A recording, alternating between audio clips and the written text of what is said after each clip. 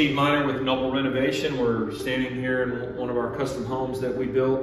And I just want to highlight the fireplace in this house because it really makes a statement, I think. You know, a lot of homes in our area, they seem like they're all the same. Even though this is a fairly simple firebox, we really wanted the height, you know. So a real fireplace, or one that appears real, because this is really a fireplace kit, but it's beautifully accented with this stonework. I don't know, it's just awesome. I can't say enough about it. I mean, it's just, I love the height, and it's just a beautiful feature.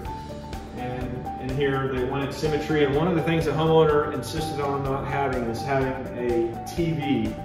And in this case, it would have been really up high, because this mantle's almost as tall as I am. I'm 6'4".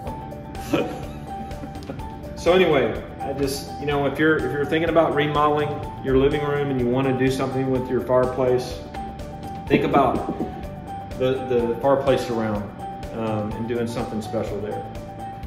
Thank you.